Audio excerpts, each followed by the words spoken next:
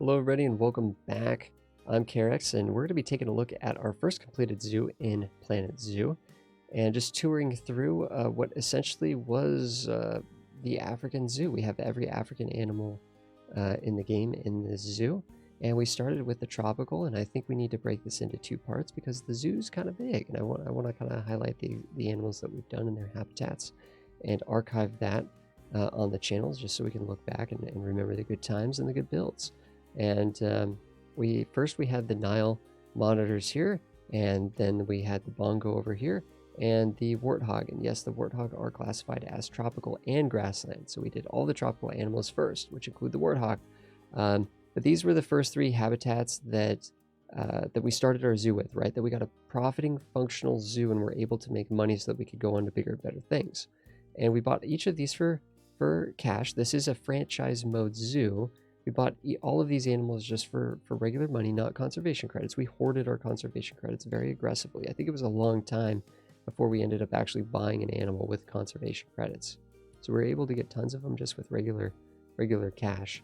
This is sort of the main sort of plaza area. But none of this, everything outside the habitats is not particularly well detailed. You can see this is all like super unfinished, just random stuff.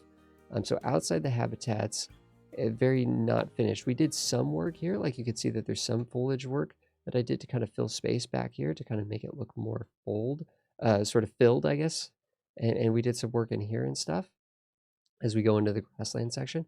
But for the most part, it's the habitats themselves. Now monitors are great, just a tip. I really like starting with those guys if the climate is appropriate, because they don't really need anything. They don't need any plants. They don't need any shelter. You just put them in a box, give them some water, and they're good to go. But I do at least I like what we ultimately went back in with once we had more of a stable economy, to give them a little bit more sort of give their enclosure a little bit more love and personality and stuff. We have the bongos over here, and I really like how we got sort of this mixture of vegetation, right? Very thick, jungly vibes. This is slightly achieved by having trees that are underground, right? We have a bunch of trees down here that are acting as shrubs. So I like the mixture of vegetation here. I like the thickness of it, giving them a couple different shelters, one in the back that they can go and hide in, and one at the front. This is one-way glass at this point. It wasn't originally, but it is now because they were stressing out a little bit. Very shy, the bongos. We do have the Warthog Enclosure here, which has a little den that people can kind of like peek their head into. See down into there. But for the most part, this is what I think are only one of two exhibits that has sort of a 360-degree viewing angles. Most zoos don't. I find that most zoos don't have this kind of a system where you can walk around the whole enclosure. You definitely usually can't walk around the entire thing, right? Because usually where the staff access and stuff is completely sealed off, which usually means you're looking at half the enclosure at most. And even then, most enclosures, I think, have very specific curated sight lines, right, onto certain areas. This is very much, I don't think, representative of an actual zoo enclosure, but it does work to kind of fill this space in a unique area in this sort of pathway area that ends up branching off into more of tropical Africa and then into the grasslands. So I think that was okay for one enclosure. We begin, if we come this way though, we begin our journey through the sort of the giant petting zoo, tropical African petting zoo. We have the Alder tortoises here, which got a expansion into the back so they could have more places to go and hide, because they were getting stress issues when the enclosure sort of ended right there. So we gave them more shelter and more places to go. That seemed to help a lot with stress. But I think their enclosure has a lot of like rock sheltering and stuff. That was the first time I think we put a rock shelter together for one of the animals. We have the flamingos over here. So these are all enclosures that the guests could actually walk through, and the animals are perfectly fine with that. So, but we have the flamingos here. We gave them an extension to the back for more shelter. I think this shelter is a lot more appropriate for the flamingos than just giving them some shade, basically, than giving them this cave that we originally gave them, which is kind of silly. But anyways, we kind of fixed that in the end, I guess. We have the okapi if we come into here. And with the okapi enclosure, I really wanted the sloping terrain to be sloped up. This is heavily inspired by exhibits I've seen at actual zoos. Going to the Woodland Park Zoo, looking at the grizzly bear exhibit that they have specifically. You start off, you're in this low, depressed area, and you're looking up a sloped incline which sort of faces the terrain towards the viewer. So we can actually technically see the okapi pretty much no matter where they are from this area, even though we're down low. It's very, very rare and very, very special whenever a zoo actually has a setup where you're actually like above the animals, like hanging over them or walking over and stuff like that. I find that that's not, at least between the Oregon Zoo and the Woodland Park Zoo in northern Seattle, I have not noticed that to be a thing. I think there's one exhibit in both of those zoos that I can think of where you're actually like walking, like you're actually elevated above the animals, kind of almost walking over the exhibits. The bear exhibit right as you go into the Oregon Zoo, and the orangutan exhibit at the Woodland Park Zoo. And even the orangutan at the Woodland Park Zoo, it's yeah, not exactly going over the exhibit or anything like that. But we do have the okapi here. So I think this is a little bit more, inspired by actual zoo habitat design. The Aardvark Enclosure is like that, but to an extreme. But people can go inside the Aardvark Enclosure as well. And there's sort of this rock arch to go through. And you can kind of basically see everything from here, except for when the aardvarks are back in their shelter. It looks like they're coming out from taking a nap or something. A little bit of a stutter there. I apologize. Seems like the game likes to stutter every 10 minutes. It just hiccups. I'm not sure what's going on with that. So the Aardvark Enclosure, though, has the steep incline. And when you're standing here looking at the aardvarks, you could basically, you could basically see everything, right, except for their private shelter. So I really like the sort of the sloping here. The aardvarks are very picky when it comes to vegetation, so we weren't able to give them a lot of coverage without them getting upset. So we ended up adding a lot of vegetation around the back to make it seem more jungly than it actually was. This is very much kind of a grasslands design, even though they're technically marked for tropical, and we did put them in our tropical region. The last of the animals for tropical Africa that you can walk through, and if you're counting, there's already quite a bit for this particular very specific biome and continent combination. What is there, like 7 of them or something like that? You also have the ring-tailed lemurs and the red-ruffed lemurs. I don't know if we're going to see a red-ruffed. We do have a good amount of them in here, but they're a little bit. Oh, there's a red-ruffed lemur right there. There we go. There's one right there. But this is the Lemur Swamp.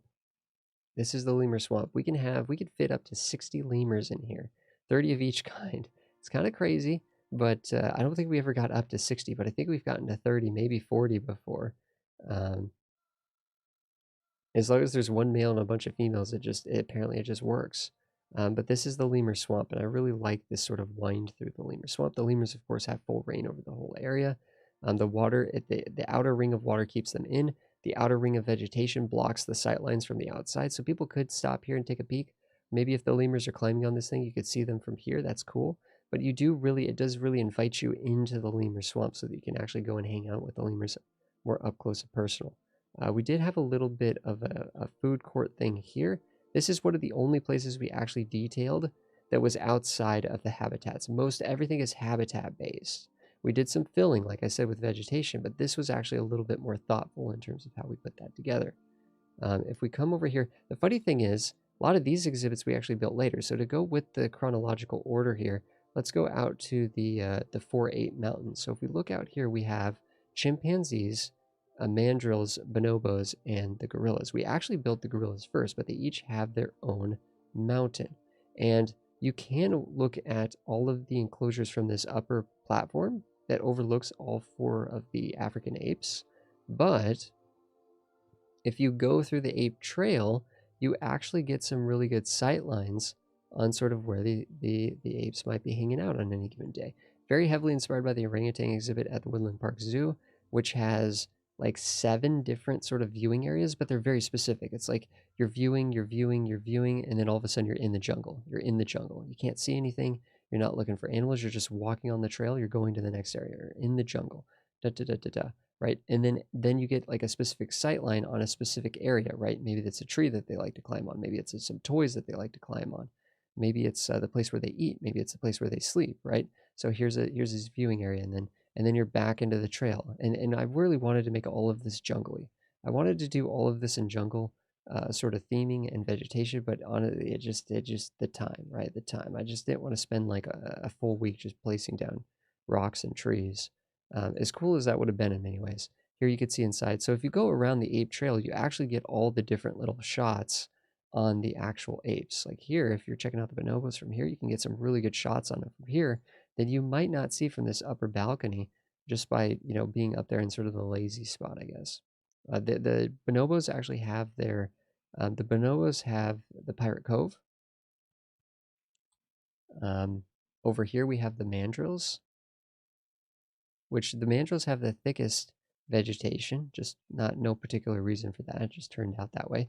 I wanted to be a little bit thinner with the bonobos and the chimpanzees just for, A, for sightlines, and 2, because I wanted the chimpanzee and the bonobo enclosures to be, since they're, you know, our closest relatives, human closest relatives, I wanted them to like have a lot of like things to play with. I figured that they would be more interested in toys and climbing areas and jungle gyms and stuff like that than, you know, just staring at trees and bushes all day. So I think it's actually fitting to actually have these enclosures be a little bit more open, but then give them tons of enrichment and stuff like that. So that was kind of the idea there, you know, is to give them lots of activities and stuff like that, and give them a little bit more open space to run around and have fun. So I think the 4-8 mountains actually turned out pretty cool. The next thing we ended up doing was the Crocodile Canyon. So we're actually going back towards the entrance of the zoo now. We're filling in space. And we are pretending, I think I told you guys that this is the African zoo and that we have all the African animals in the zoo.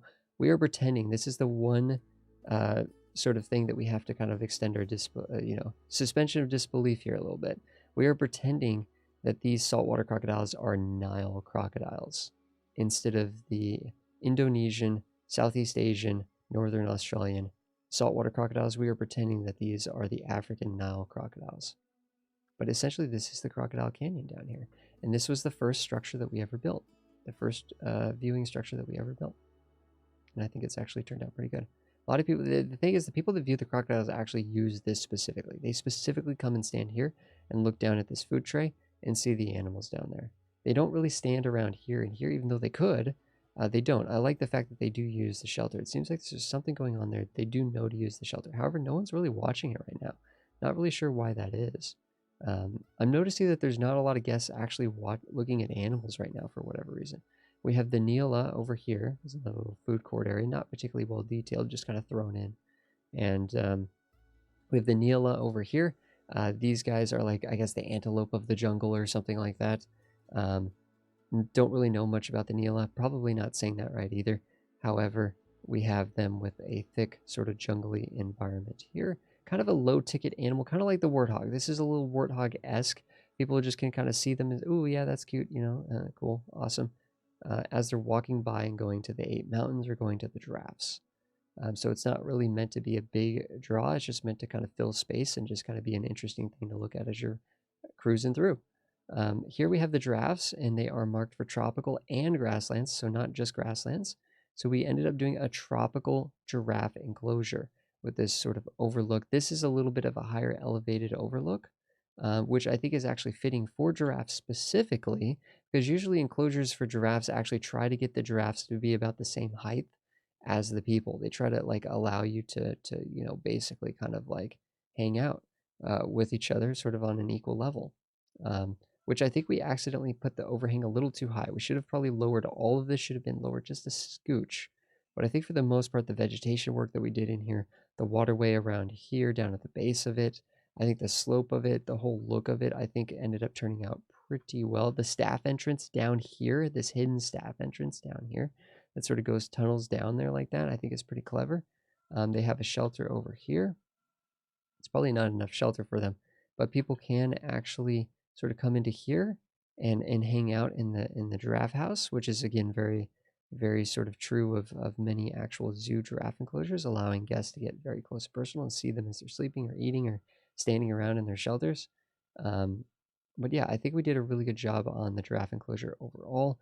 The final bit of tropical Africa was the Pygmy Hippos, and this is the Pygmy Hippo enclosure here. Lots of vegetation work, lots of minute mixtures of foliage. We also, we ended up kind of like putting in some stuff from the grassland category and stuff to kind of really get as much diversity as we could. We also have Asian lilies in here, which look pretty good. We even came down into here and did a lot of work. These are little lights that can light up at night. Although we didn't really spend too much time with that, but we have a lot of sort of plants down here, even sort of decoring the actual waterways, but the Pygmy Hippos can get down here and swim around, which is really cool. They don't spend as much time in the water as I would like. Pygmy hippos over here, though. Maybe that's true of pygmy hippos. I'm not sure. But the animals, the hippos and the pygmy hippos, don't spend as much time in the water as I would prefer them to, especially because we're setting up these water viewing areas. But this one's meant to kind of make it seem like you're more deep down under the sea, so to speak. And this one's a little bit more sort of open-ended and sort of seeing this backdrop back here and just kind of just I like that for the most part there's no negative backdrop there at all. I like how this is just open, sort of open sky above, but you can see this big, massive, awe-inspiring wall of water. But essentially, guys, that is tropical Africa. It's the first half of the zoo. Thank you so much, everybody, for watching this episode, this little first part of the tour. And I will see you guys in the next one where we take a look at the other animals of Africa, the grassland and desert animals. Thank you so much, everybody. I will see you guys in the next one.